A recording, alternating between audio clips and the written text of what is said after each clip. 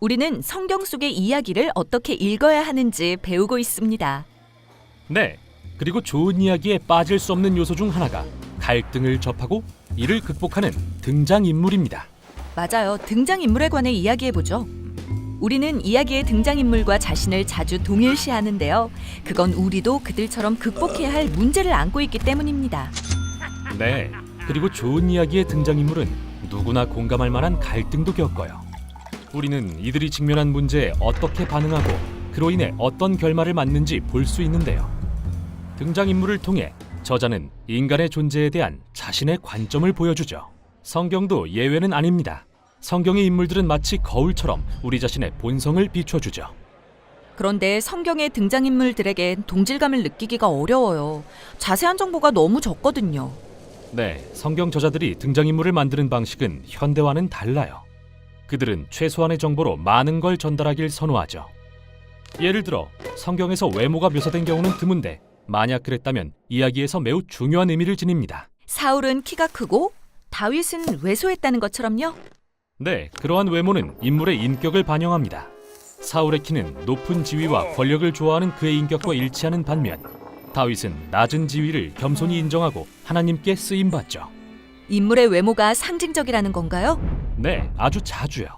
예를 들어 에서의 털이 많은 몸은 동물적인 행동과 어울리고 야곱의 매끈한 피부는 잘 속이는 교활한 성격을 나타내죠.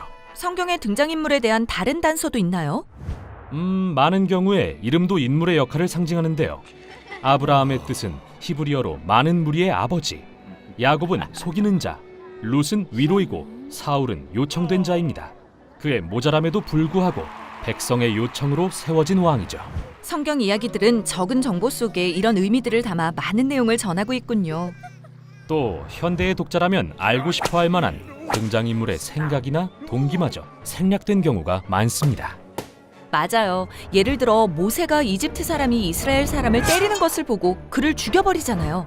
그건 의분이었나요? 그저 냉정을 잃은 건가요? 또 하나님은 어떻게 판단하셨을까요? 알 수 없습니다. 왜냐하면 성경 저자들은 보통 도덕적인 평가를 잘 안 하거든요.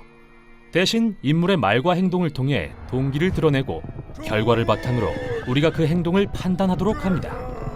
모세의 경우 이 살인 사건은 그의 분노가 나쁜 결과를 가져오는 패턴의 시초가 됩니다.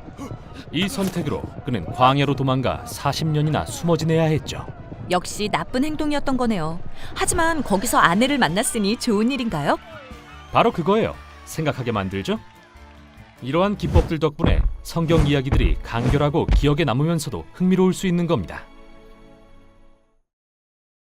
하지만 진짜로 모세는 좋은 사람인가요? 나쁜 사람인가요?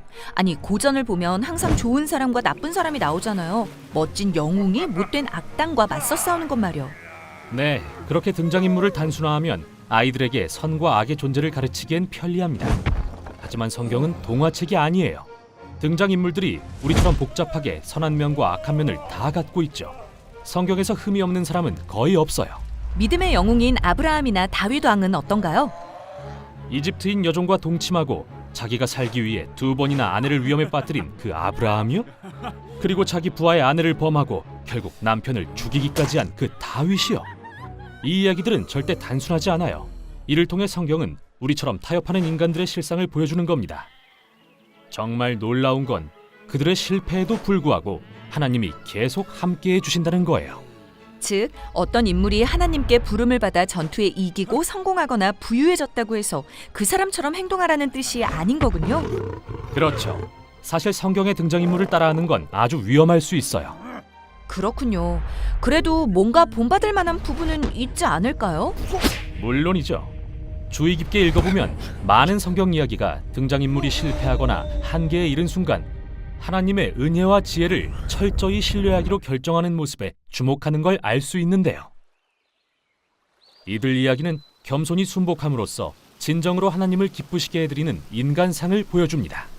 하나님이 성경의 인물들을 버리지 않으신다는 사실은 또 한 분의 등장인물이신 그분의 인내와 사랑에 대해 많은 걸 말하는 것 같아요. 맞아요.